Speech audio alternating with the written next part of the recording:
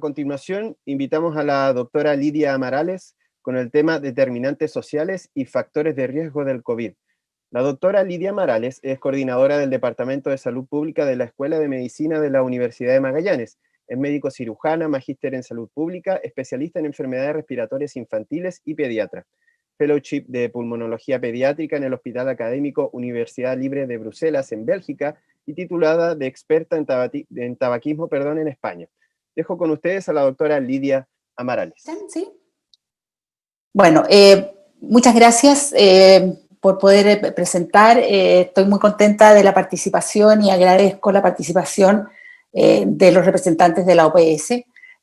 Creíamos importante poder hacer este simposio porque creo que lo que ha pasado con la pandemia claramente es un tratado de salud pública de la cual tenemos que tomar lecciones y aprender de ellas para el presente y también para el futuro.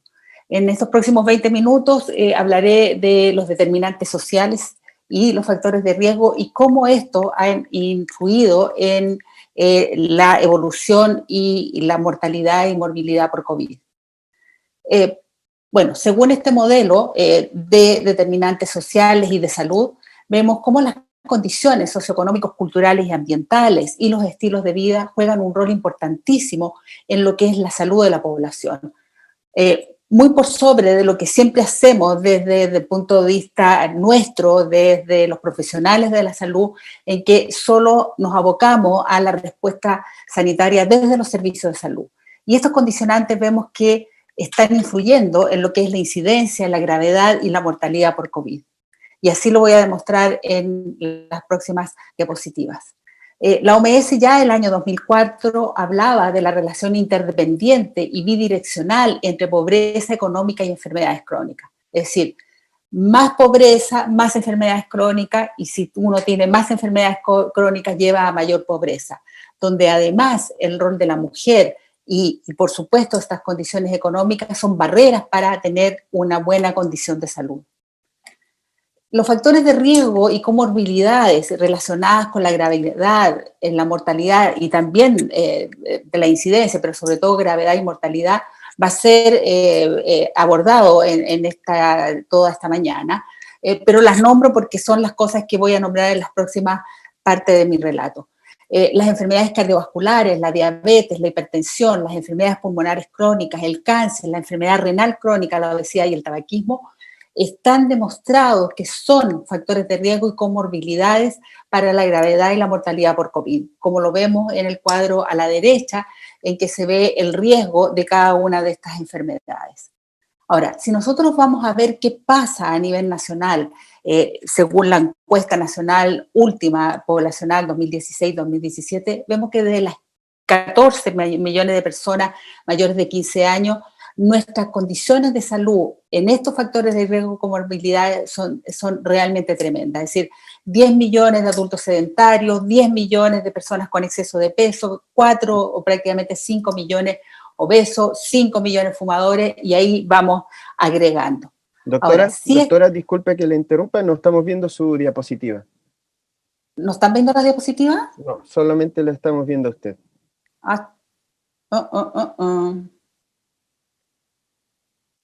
¿Me esperas un momentito? Ahí sí. ¿Ahí sí? Sí. Bueno, voy a mostrar las anteriores para que... ahí está el cuadro de determinantes sociales, cómo las condiciones socioeconómicas, culturales y los estilos de vida juegan un rol importante en la salud por sobre los servicios de atención de salud, a la cual nosotros como médicos y profesionales siempre es como nuestra primera preocupación. No se puede olvidar esto en relación a lo que significa el estar enfermo y sobre todo ahora que tiene que ver con el COVID. En lo que dijo la OMS en esta relación de interdependiente bidireccional, donde claramente estar enfermo lleva a las enfermedades, estar enfermo lleva a la pobreza y la pobreza lleva a enfermedades, sobre todo enfermedades crónicas, cuáles son los factores de riesgo de las enfermedades que tienen que ver con la gravedad y la mortalidad por COVID, que se ve al lado derecho y que ya las nombré, y cuál es la realidad nacional según la encuesta nacional de salud en la población general en mayores de 15 años, donde el exceso de peso, los obesos, los fumadores, los hipertensos son una gran masa de población. Ahora, si nosotros vamos ya a desagregar por niveles socioeconómicos en esta misma encuesta nacional de salud, claramente hay una gradiente que tiene que ver con la pobreza y aquí está revelada a través de los años de estudio aprobado, es decir, los niveles educacionales. Cuando hablamos del síndrome metabólico que agrupa a distintas enfermedades, vemos que mayor síndrome metabólico en los niveles educacionales pobres, 58.3, 29%, donde está incluido la hipertensión, la glicemia o diabetes, los triglicéridos, colesterol, etc. Ahora, si vamos y desagregamos esta situación como ese síndrome metabólico, por ejemplo, en obesidad, vemos que la población más pobre tiene mayor obesidad en relación a la población más rica, en una diferencia de 43 a 26%. Si vamos a ver diabetes, vemos que tanto la sospecha de diabetes como la diabetes con insuficiencia renal moderada juegan un rol importante la pobreza en este tipo de patología, también así la retinopatía diabética o el pie diabético, pero sobre todo lo que es diabetes prácticamente lo cuadruplica y la diabetes con insuficiencia renal lo quintuplica. La insuficiencia renal per se, vemos que en la insuficiencia renal moderada prácticamente 10 veces los niveles educacionales pobres tienen esta insuficiencia renal, como decía la OMS en 2004, que llevan a mayor pobreza sin ninguna duda, y esta pobreza lleva hasta insuficiencia renal. La hipertensión arterial vemos lo mismo, 56%, es decir, prácticamente 5 veces en hipertensión arterial en los niveles educacionales bajos. El riesgo cardiovascular prácticamente 5 veces en los niveles educacionales y pobres. Y si lo desagregamos en infarto al miocardio, que es a mano izquierda, como en accidente vascular tromboembólico o trombocerebral, también observamos lo mismo con prevalencia 7 veces o 6 veces mayor en estos niveles educacionales bajos y pobres. Ahora, con respecto al cáncer, observamos la misma situación.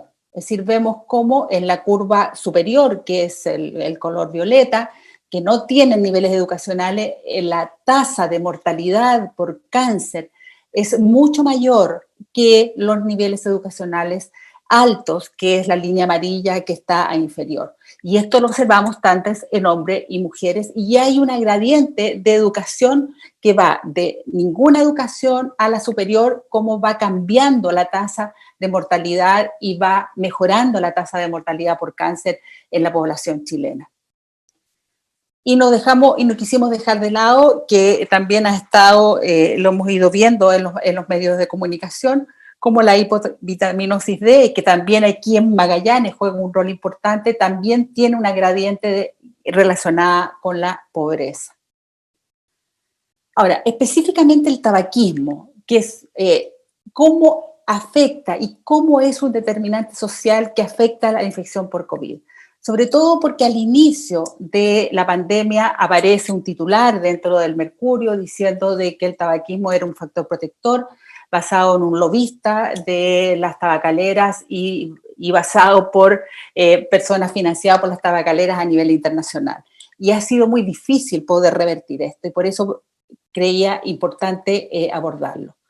Primero, la misma gradiente de pobreza relacionada con el tabaquismo. Claramente, dentro de la prevalencia del 32.5% de la población que es fumadora adulta en Chile, los pobres fuman más, es decir, un 36,2% en relación a la población más rica, que fuma 19,5% en cuanto a la severidad. Y esta diferencia, estas inequidades se mantienen en todo el ciclo de vida. Vemos cómo las embarazadas tienen más prevalencia de tabaquismo que los niveles socioeconómicos más altos, embarazadas con niveles socioeconómicos más altos. La prevalencia diaria el 26,5 versus los niveles altos de un 19,2. Los cigarros diarios, duplican los cigarros diarios los niveles socioeconómicos bajos en relación a los altos. Y también el gasto de bolsillo, en que vemos que el empobrecimiento por comprar cigarrillos equivale en gasto de un 21% del ingreso en los niveles socioeconómicos bajos a un 2% en los altos. Entonces, no solo tienen más prevalencia, más severidad y más dependencia de tabaquismo, sino que además gasto de bolsillo, lo que también lleva al empobrecimiento. Ahora, ¿qué pasa con respecto al tabaquismo a los tiempos del COVID? Claramente es un factor de riesgo y una comorbilidad. Si nosotros hablamos que ya el tabaquismo es una pandemia con el 32,5% de la población, por supuesto que esto agrava aún más la pandemia por COVID. ¿Y qué es lo que ha dicho en los últimos estudios de investigación? Que el tabaquismo aumenta la incidencia, la gravedad y la mortalidad por COVID. Partiendo por la transmisión del COVID a través de las gotitas de Flügel.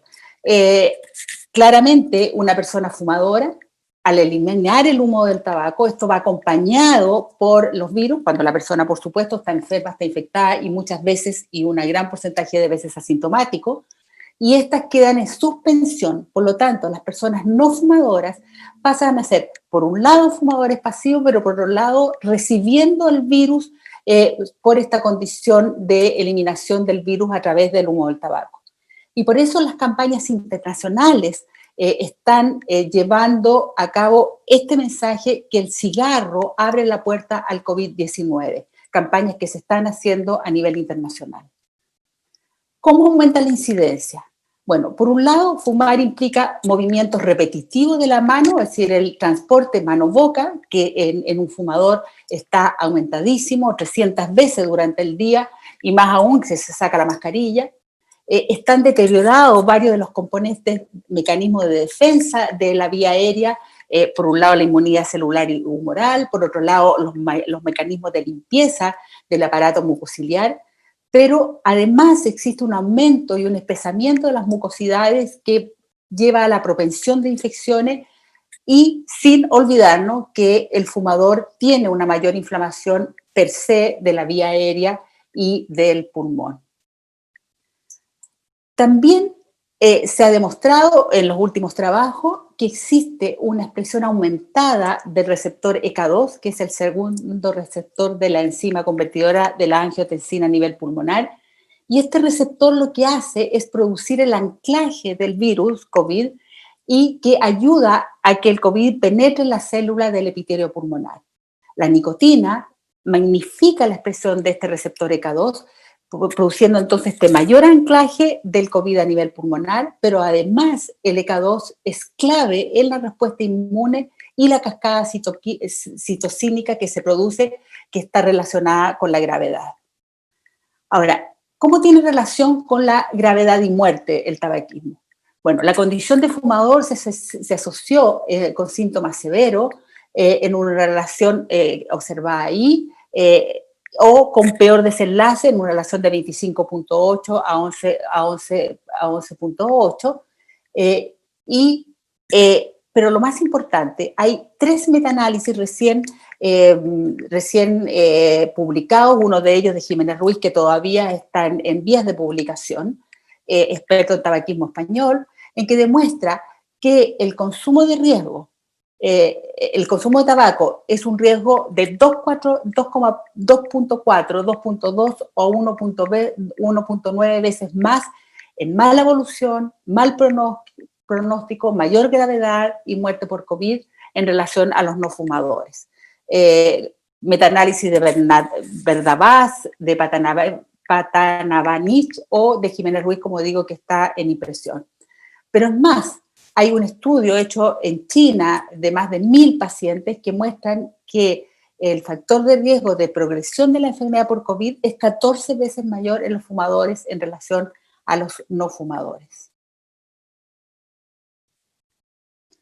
Ahora, esto no solo está relacionado con el cigarro tradicional, y aquí con estas 2 próximas diapositivas muestro cómo los jóvenes que no solo los jóvenes, los adultos también, pero sobre todo los jóvenes han comenzado al uso del cigarro electrónico o el producto de cigarro calentado. Y aquí en este estudio vemos cómo el cigarro electrónico produce un riesgo 5 veces más de tener un diagnóstico por COVID, o si este se usó en los últimos 30 días, vemos que este riesgo de... y si vemos que el uso dual en la cual está asociado el cigarro electrónico con el uso de cigarro tradicional, vemos que este riesgo aumenta a 6.97.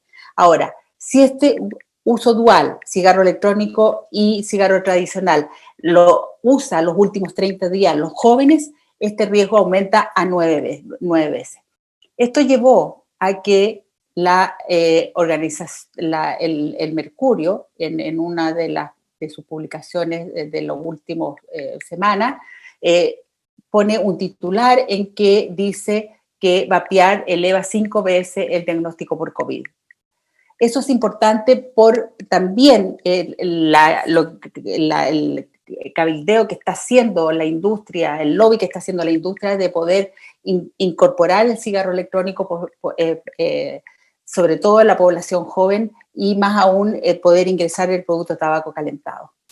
Ahora, esta relación de cigarro electrónico también está asociada a la pobreza, y en este estudio vemos cómo la condición de raza, pero asociado a niveles socioeconómicos, también influye en el diagnóstico de COVID y el enfermarse por COVID en el uso de este tipo de dispositivos con nicotina. Ahora, cómo no solo los estilos de vida, sino que cómo las condiciones culturales, ambientales y socioeconómicas van a influir dentro del COVID en nuestro país y a nivel internacional.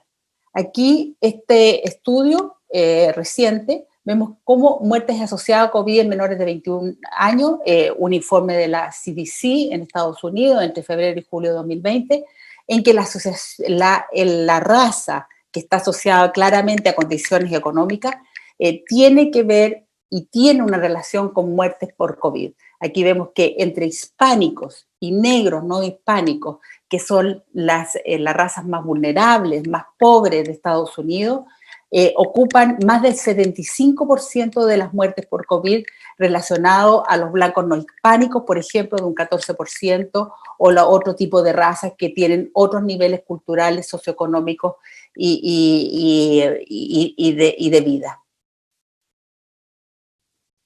Este otro estudio en Suecia, que es una cohorte poblacional de los factores de riesgo sociodemográficos de muerte, como los tienen riesgo legal en lo que tiene que ver con muerte por muerte. Y también el país en el cual esta población ha nacido. El pueblo que vive, o las personas que viven en Suecia, que vienen de países de ingresos mediano bajo, norafricanos o de Medio Oriente, tienen un riesgo casi mayor de 3 veces en relación a los países de ingreso mediano bajo o los países de ingreso alto o relacionado con los suecos. Es decir, claramente esa gradiente tiene que ver también con el país de origen, de las condiciones que estas personas tenían al llegar a Suecia, independiente que estamos hablando de un país de alto desarrollo. Y también, como lo vemos a mano derecha, los niveles educacionales que están relacionados con niveles económicos.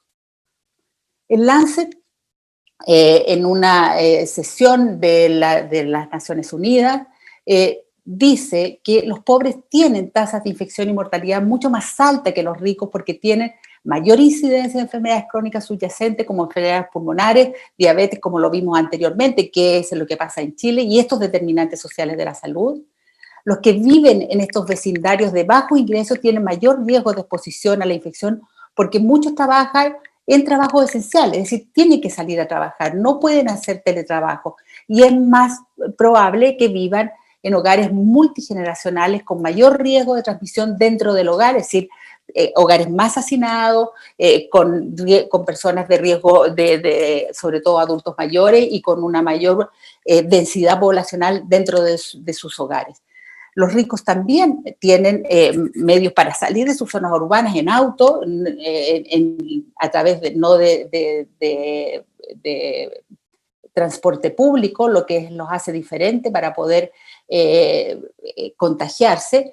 Y las poblaciones más ricas también pueden trabajar más fácilmente en la casa, hacer teletrabajo en relación a los pobres, y en el día a día, por supuesto, la contaminación y la transmisión del virus va a ser mucho mayor. Y por supuesto, también en la atención médica y los accesos a suministros médicos, cosa que no vamos a abordar en esta presentación. ¿Cuál es la realidad chilena relacionada con esto? Vemos que, primero, otra vulnerabilidad es la relación y la exposición a contaminantes.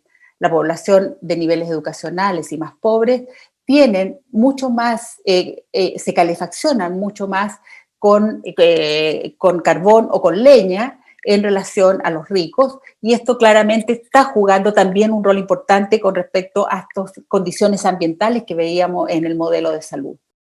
En relación a la movilidad, como lo dice el Lancet, las salidas del hogar, vemos que los niveles educacionales bajos, que es la curva superior en color negro, es mayor que los niveles de educación profesional en cuanto a salidas fuera del hogar. En cuanto a salidas a trabajar, sin ninguna duda, también lo vemos en el cuadro a mano derecha, mayor en los profesionales, en los niveles educacionales inferiores a los profesionales. Y el uso del transporte público, sin ninguna duda, también está gradiente relacionado con pobreza y niveles educacionales.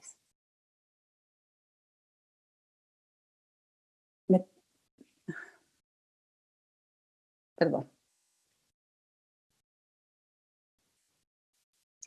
Ahora, si nosotros vemos este cuadro de la Universidad de Chile y el Colegio Médico, en cuanto a la movilidad de las personas según nivel socioeconómico, con respecto a trámites y compras, prácticamente no hay diferencia entre los niveles educacionales inferiores a los superiores, que está a mano derecha, el otro a mano izquierda. Pero sí vemos diferencia cuando esta movilidad tiene que ver con la salida a trabajar y uso de transporte público en color negro y color café, que lo vemos en el lado derecho, que la dimensión es mucho mayor que en los niveles profesionales, en esta condición de salida de estas personas, es decir, la movilidad, que por supuesto tiene relación con el contagio. Es decir, por ejemplo, el transporte público el uso del transporte público es 166% mayor entre personas con educación media inferior en relación a las profesionales. Y vemos que en la salida a recreación o a recreación o a visitas, prácticamente en los niveles de educación superior este porcentaje es mayor. Pero lo más importante, que tiene que ver con la pobreza, es la necesidad de salir a trabajar, la necesidad de usar transporte público, que son los lugares y son los momentos en que las personas tienen mayor posibilidad de contagiarse del COVID. ¿Y cómo esto se evidencia en mortalidad? Este cuadro, que es muy significativo, que es Santiago con sus distintas comunas, donde se ve la gran segregación que tiene esta población en pobreza, en niveles educacionales, en condiciones de vulnerabilidad, vemos cómo las comunas más ricas, Vitacura, Las Condes, La Reina, Providencia, Ñuñoa, tienen tasas de mortalidad ajustada por edad y sexo mucho menores, de 25, 33 y 37, relacionadas con las poblaciones vulnerables como La Pintana, Cerro Navia, Independencia, con tasas de 142, 131 por 100.000 habitantes. Esto es desgarrador para nosotros como chilenos. Ahora, si esta tasa de mortalidad la ajustamos, la relacionamos en tasa de incidencia con tasa de mortalidad, claramente hay una curva, mayor incidencia, mayor mortalidad, pero vemos cómo la población más pobre la curva digamos, los puntos de estas poblaciones, de esta comuna, como La Pintana, San Ramón, Cerro Navia, están muy por sobre de lo que es la relación incidencia y mortalidad, y no así Vitacura, Las Condes, que está por debajo de la curva, que no tiene relación incidencia-mortalidad, sino que tiene que ver con determinante social y con pobreza. Y lo mismo esta curva en que vemos los porcentajes de situación de pobreza multidimensional con tasa de mortalidad, observamos lo mismo en que La Pintana, San Ramón, Cerro Navia, es decir, comunas pobres, vulnerables o Independencia, tienen mucho mayor mortalidad en esta relación de pobreza y tasa de mortalidad. Por lo tanto, creo que el COVID es una pandemia que evidencia profundas desigualdades y la falta de un Estado protector. No debemos aceptar el desconocimiento de las condiciones educacionales, sociales y económicas de la población, es decir, los determinantes sociales, tanto por parte de las autoridades políticas como las autoridades de salud, como un ministro anterior que dijo que no sabía y no conocía que había tanta pobreza en nuestro país, para poder manejar esta pandemia. Y estas deben estar presentes en el diagnóstico, en el abordaje y en el enfrentamiento del COVID, como el abordaje de los factores de riesgo y morbilidades que afectan a los chilenos, a nuestra población, con las consecuentes políticas públicas que debemos tener para mejorarla. Por lo tanto, creo importante que tenemos que mirar los objetivos de Naciones Unidas para los objetivos del desarrollo sostenible al año 2030, donde claramente están reflejados los distintos determinantes que llevan para tener una vida sostenible, que es la pobreza, que es la salud y el bienestar, que es la igualdad de género, que es un trabajo decente y crecimiento económico, que es la reducción de las desigualdades, que es unas ciudades no contaminadas y sostenibles en cuanto a habitabilidad, es la producción y consumo responsable, es la vida de ecosistemas terrestres y es la alianza para lograr todos los objetivos entre las distintas organismos públicos, políticas públicas, sociedad civil, para poder llegar a un desarrollo sostenible al 2030. Muchas gracias. Muchas gracias a la doctora Lidia Marales. Les recordamos que todas sus consultas las pueden realizar a través del chat disponible en la plataforma Zoom. Las vamos a dar a conocer durante el conversatorio.